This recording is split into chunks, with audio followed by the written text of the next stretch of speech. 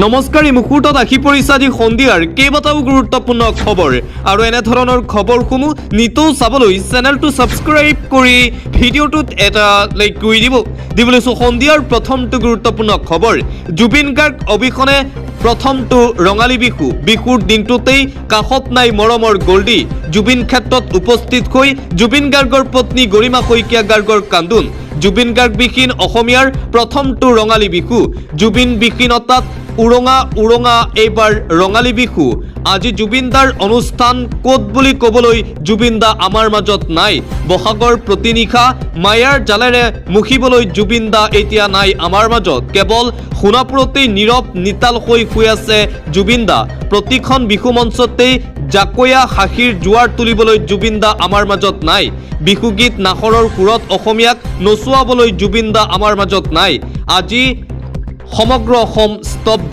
জুবিন গাৰ্গ বিহীন প্ৰথমটো ৰঙালী বিহু 3 দশক ধৰি সংগীত জগতত দপদপাই আছিল জুবিন গাৰ্গ বুজাব নোৱাৰা বিষাদৰ মাজেৰে শূন্য হৈ পৰিছে বসন্ত কাহানিও নভবা সময়ৰ সাক্ষী এতিয়া সমগ্ৰ অসমবাসী অসমীয়া জুবিন বিহীনতাত উৰুঙা এইবাৰৰ ৰঙালী বিহু আজি সোণাপুৰৰ জুবিন ক্ষেত্ৰত উপস্থিত হৈ ৰঙালী বিহুৰ দিনটোতেই জুবিন গাৰ্গক মনত পেলাই হুকাই কান্দি উঠিল জুবিন গাৰ্গৰ পত্নী গৰিমা শইকীয়া গাৰ্গ দিবলৈছো এটা ব্ৰেকিং নিউজ বিধানসভা নিৰ্বাচনৰ ৰিজাল্ট ঘোষণাৰ পূৰ্বেই সামাজিক মাধ্যমত বিশেষ পোষ্ট কেন্দ্ৰীয় মন্ত্ৰী পবিত্ৰ মাৰ্ঘেৰিটাই এইদৰে লিখে 84টা সমষ্টিত এনডিএ একপক্ষীয়ভাৱে জয়লাভ কৰিব বিধানসভা নিৰ্বাচনত 20টা সমষ্টিতহে প্ৰতিদ্বন্দ্বিতা হ'ব বিৰোধীৰ সৈতে এনডিএৰ প্ৰাৰ্থীসকলৰ 22টা বিশেষ সমষ্টিত কংগ্ৰেছ অপ্ৰতিৰোধ হ'ব এইদৰে বিধানসভা নিৰ্বাচনৰ ফলাফল ঘোষণাৰ পূৰ্বেই এনডিএ 84খন আসনত জয়লাভ কৰিব বুলি ঘোষণা কৰিছে কেন্দ্ৰীয় মন্ত্ৰী পবিত্ৰ মাৰ্ঘেৰিটাই আন এটা গুৰুত্বপূৰ্ণ খবৰ এই মুহূৰ্তত দিবলৈছো বিজেপিক ভোট দিলেও নাপাব ৰেখাই 5 তাৰিখৰ পৰাই চলিব বলডজাৰ নিৰ্বাচনৰ ফলাফলৰ পাছতেই ৰাজ্যত চলিব ধাৰাবাহিক উচ্ছেদ অভিযান উচ্ছেদ প্ৰসংগৰ সৈতে মুছলমান লোকৰ কোনো সম্পৰ্ক নাই বিজেপিৰ ইস্তাহাৰতেই আছে উচ্ছেদৰ প্ৰসংগ বিজেপিক ভোট দিলেও হাৰি নাযাব বেদখলকাৰী ৰাইজ বনাঞ্চল এৰি যাওক নহলে বিপদ নিশ্চিত বেদখলকাৰীৰ 4 মে তাৰিখে ৰিজাল্ট 5 মে তাৰিখৰ পৰাই চলিব বলডজাৰ নীতি ভোট গণনা শেষ হোৱাৰ লগে লগে পুনৰ আৰম্ভ হ'ব ৰাজ্যত উচ্ছেদ অভিযান বাংলাদেশ ত্ৰিপুৰাৰ পৰা আহি মাটি দখল কৰিলে মানি লোৱা নহ'ব চৰকাৰী মাটিত অবৈধভাৱে থকা কোনো লোকক ৰেহাই দিয়া নহ'ব উচ্ছেদ প্ৰসংগৰ সৈতে মুছলমান লোকৰ কোনো সম্পৰ্ক নাই নিৰ্বাচনৰ ফলাফল ঘোষণাৰ পিছৰ দিনটোৰে পৰা অসমত উচ্ছেদ অভিযান হ'ব বুলি ঘোষণা কৰা হৈছে বিজেপিৰ ফালৰ পৰা পৰৱৰ্তী খবৰ অসমত থাকি অনা অসমীয়াই অসমীয়াক আক্ৰমণ কৰিব আমি মানি ল'ব নোৱাৰো পেট্ৰল পাম্পত অসমীয়াই পিটন খাব সেয়া আমি কেতিয়াও মানি ল'ব নোৱাৰো অনা অসমীয়াৰ এনে সাহস আমি সহ্য নকৰোঁ বহাগৰ দিনটোত অপশক্তিসকলক আমি সকীয়াই দিছো আমি শান্তিপ্ৰিয় আমি আইন শৃংখলা মানি চলো সেইবাবে আমাৰ সৰলতাক আমাৰ দুৰ্বলতা বুলি নাভাবিব জজ খেলপথাৰত সদৌ গুৱাহাটী ছাত্ৰ সন্থাৰ মুকলি বিহুত উৎপল শৰ্মাৰ এই মন্তব্য গুৱাহাটী মহানগৰীত অনা অসমীয়াই অসমীয়াৰ ওপৰত কৰা আক্ৰমণৰ পিছতেই এইদৰে সৰব হৈ পৰিছে আছুৰ সভাপতি উৎপল শৰ্মা বিহুৰ দিনটোতেই এটা শোকাবহ খবৰ গৰুক গা ধুৱাবলৈ গৈ নৈত উটি গ'ল 2 হজম ভাতৃ নৱম শ্ৰেণীৰ ছাত্ৰী দীপাংকৰ নাথ আৰু দেৱাশিষ নাথৰ মৃতদেহ উদ্ধাৰ গৰু বিহুৰ দিনাই গোৱালপাৰাৰ কৃষ্ণাইৰ ভোজমালাত এই কৰুণ ঘটনা সংঘটিত হৈছে বিহুৰ আনন্দ উল্লাসৰ মাজতেই গোৱালপাৰাত সংঘটিত হৈছে সমগ্ৰ ৰাজ্য কঁপাই যোৱা এই শোকাবহ ঘটনা অন্য এটা খবৰ পশ্চিমবংগত বিজেপিৰ আপুনিয়ে প্ৰাৰ্থী বুলি বাঙালীসকলক বিভ্ৰান্ত নকৰিব আপুনি প্ৰধানমন্ত্ৰীৰ পদ ত্যাগ কৰি পশ্চিমবংগৰ মুখ্যমন্ত্ৰী হ'ব নেকি ৰাজহুৱা কৰক এই কথা মনত ৰাখিব বাংলাত আপুনি বহিৰাগত মমতা বেনাৰ্জীৰ শক্তিশাল নৰেন্দ্ৰ মোদীক মমতা বেনাৰ্জীয়ে পুনৰবাৰ প্ৰধানমন্ত্ৰী নৰেন্দ্ৰ মোদীক এইদৰে সকিয়নি প্ৰদান কৰিছে আপুনি বঙালী মানুহক আপুনি নিজে প্ৰাৰ্থী বুলি নকব যদি আপুনি মুখ্যমন্ত্ৰী পদৰ বাবে নিৰ্বাচন খেলিব আহিছে পশ্চিমবংগত তেন্তে সেয়া ৰাজহুৱাকৈ স্পষ্ট কৰক পশ্চিমবংগত প্ৰধানমন্ত্ৰী নৰেন্দ্ৰ মোদীৰ নিৰ্বাচনী প্ৰচাৰক লৈ এইদৰে প্ৰধানমন্ত্ৰী নৰেন্দ্ৰ মোদীৰ বিৰুদ্ধে সৰব হৈ পৰিছে বংগকন্যা তথা পশ্চিমবংগৰ মুখ্যমন্ত্ৰী মমতা বেনাৰ্জী। দিবলৈছো এটা পলিটিকেল ব্ৰেকিং নিউজ। বিহাৰৰ মুখ্যমন্ত্ৰী নীতিশ কুমাৰে আজি মুখ্যমন্ত্ৰী পদৰ পৰা আনুষ্ঠানিকভাৱে পদত্যাগ কৰে। বিহাৰৰ ৰাজ্যপালৰ হাতত পদত্যাগ পত্ৰ প্ৰেৰণ কৰে বিহাৰৰ মুখ্যমন্ত্ৰী নীতিশ কুমাৰে। বিহাৰৰ নতুন মুখ্যমন্ত্ৰী হ'ব সম্ৰাট চৌধুৰী।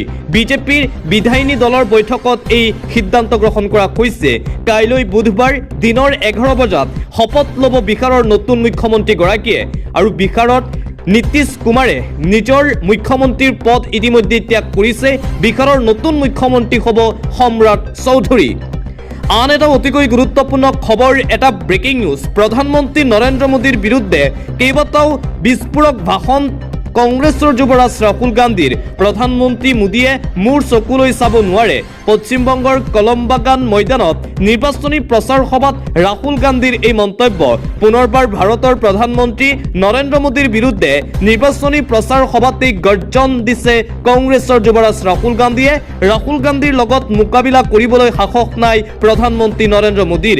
ৰাহুল গান্ধীৰ চকুলৈ ভয় কৰে প্ৰধানমন্ত্ৰী নৰেন্দ্ৰ মোদীয়ে। এইবাৰ পশ্চিমবংগ আৰু অসমত মোদীৰ বিদায় নিশ্চিত বুলি মন্তব্য কংগ্ৰেছৰ যুৱৰাজ ৰাহুল গান্ধীৰ।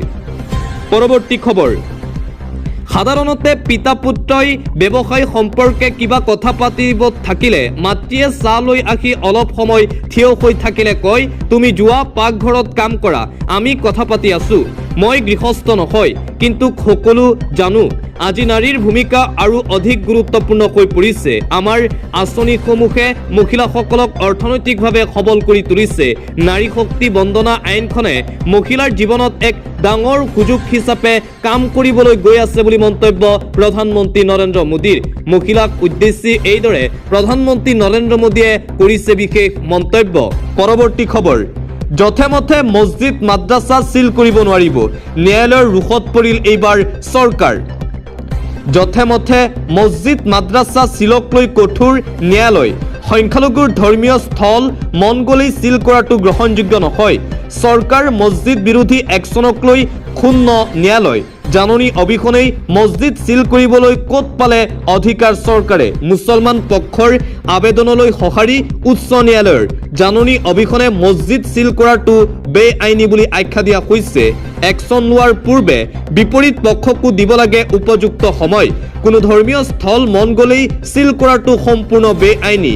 এলাহাবাদ ন্যায়ালয়ৰ এই সকিয়নি যোগী আদিত্যনাথ চৰকাৰলৈ। কিয় যথেমথে মছজিদ চিল কৰি দিব লাগে, উত্তৰ দিব লাগে। আৰু এইবাৰ যোগী আদিত্যনাথ চৰকাৰৰ বিৰুদ্ধে কঠোৰ ন্যায়ালয়। এহছান আলী নামৰ লোকজনে ন্যায়ালয়ত দাখিল কৰিছিল আবেদন। ন্যায়াধীশ অতুল শ্ৰীধৰণ আৰু সিদ্ধাৰ্থ নন্দনৰ এই বিশেষ ৰায়। জাননী অবিহনে কোনেও মছজিদ বা মাদ্ৰাছা চিল কৰিব নোৱাৰিব বুলি সকিয়নি প্ৰদান কৰা হৈছে ন্যায়ালয়ৰ ফালৰ পৰা। অন্য এটা খবৰ, উত্তৰ প্ৰদেশৰ গৌতম বুদ্ধনগৰ জিলাত দৰমহা বৃদ্ধিৰ দাবীত কৰ্মচাৰীসকলে কৰা হিংসাত্মক প্ৰতিবাদৰ সন্দৰ্ভত কংগ্ৰেছ সাংসদ তথা যুৱৰাজ ৰাহুল গান্ধীয়ে প্ৰতিক্ৰিয়া ব্যক্ত কৰিছে। ৰাহুল গান্ধীয়ে ইয়াক শ্ৰমিকৰ ওপৰত কৰা অত্যাচাৰ বুলি অভিহিত কৰিছে। তেওঁ এক্সত এটা পোষ্ট দি কয়, কালি নয়ডাৰ ৰাজপথত যি ঘটিল সেয়া আছিল দেশৰ শ্ৰমিকসকলৰ শেহতীয়া আৰ্তনাদ, যাৰ প্ৰতিটো শব্দক আওকাণ কৰা হ'ল আৰু যি প্ৰাপ্তি খুজি খুজি ভাগৰি পৰিছিল। এইদৰে নয়ডাত যি শ্ৰমিকসকলে প্ৰতিবাদ কৰি আছে আৰু প্ৰতিবাদ কৰি থকাৰ মাজতেই হিংসাত্মক ঘটনা সংঘটিত হৈছিল।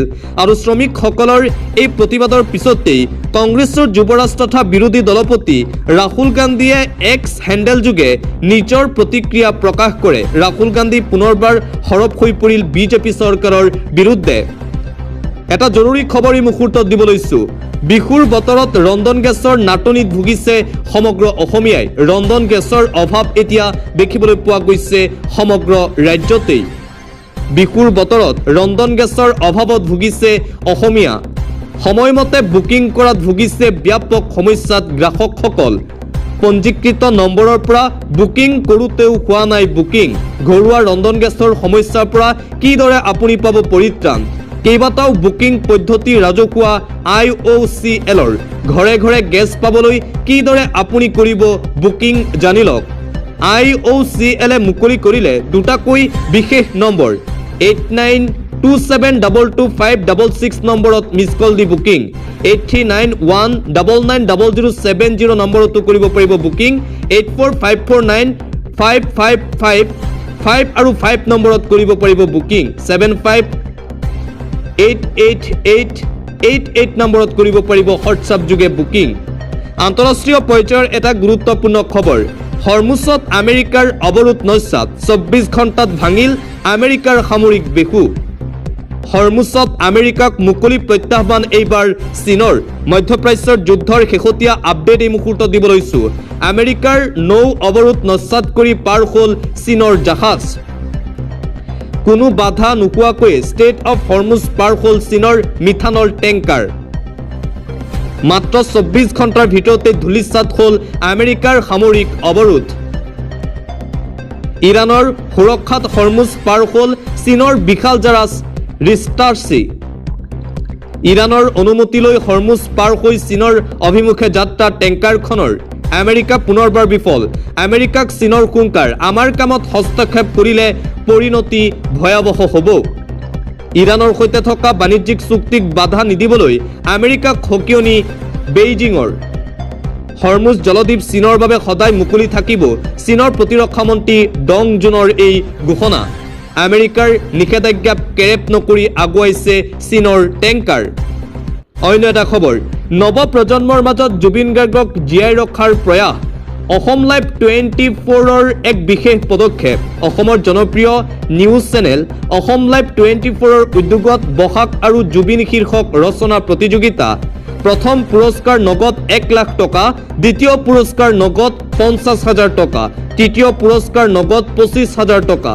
সপ্তম দশম শ্ৰেণীৰ শিক্ষাৰ্থীয়ে কৰিব পাৰিব অংশগ্ৰহণ ৰচনা জমা দিয়াৰ অন্তিম তাৰিখ 31 বহাগ অসম লাইভ 24ৰ মুখ্য কাৰ্যালয়ৰ ঠিকনাত জমা দিব লাগিব ৰচনা অসম লাইভ 24ৰ CMD নিপেন দাসৰ এই ডাঙৰ ঘোষণা জুবিন গাৰ্গক জীয়াই ৰাখিবলৈ এই প্ৰয়াস অসম লাইভ 24ৰ পৰৱৰ্তী খবৰ বিহাৰৰ ইটাভাটাত অসমৰ 47 শ্ৰমিকৰ সৈতে ভয়ংকৰ নিৰ্যাতন বিহাৰৰ ইটাভাটাত অসমৰ শ্ৰমিকক ভয়ংকৰ নিৰ্যাতন চলোৱা হৈছে অত্যাচাৰ সহিব নোৱাৰি অসমলৈ উভতি আহিল 47 গৰাকীকৈ শ্ৰমিক ইটাভাটাৰ মালিকৰ নিৰ্যাতনৰ পৰা হাৰি নগল শ্ৰমিকসকলৰ পত্নী কন্যাও শাৰীৰিক মানসিক শাস্তিৰ লগতে যৌন নিৰ্যাতন চলোৱাৰ ভয়ংকৰ অভিযোগ উত্থাপন প্ৰতিবাদ কৰোঁতেই ভাটাৰ মালিক সুন্না মুখিয়াই গুলী চলোৱাৰো অভিযোগ বিহাৰৰ সহৰাসা থানাত ৰুজু কৰা হৈছে গোচৰ বিহাৰত এইবাৰ নিৰ্যাতনৰ বলি হৈছে অসমৰ শ্ৰমিক অন্য এটা খবৰ বহিৰাজ্যত অসমীয়া শ্ৰমিকক ভয়াৱহ নিৰ্যাতনৰ খবৰৰ পিছতেই এতিয়া তৎপৰ অসম চৰকাৰ এই শ্ৰমিকসকলক ইতিমধ্যে উদ্ধাৰ কৰা হৈছে বুলি জানিব পৰা গৈছে বহিৰাজ্যত যেহেতু অসমৰ 47 গৰাকীকৈ শ্ৰমিক নিৰ্যাতনৰ সন্মুখীন হৈছিল আৰু তাৰ পিছতেই ভিডিঅ' ভাইৰেল হৈছিল আৰু ইয়াৰ লগে লগে অসম চৰকাৰে ইয়াৰ বিৰুদ্ধে লৈছে কঠোৰ ব্যৱস্থা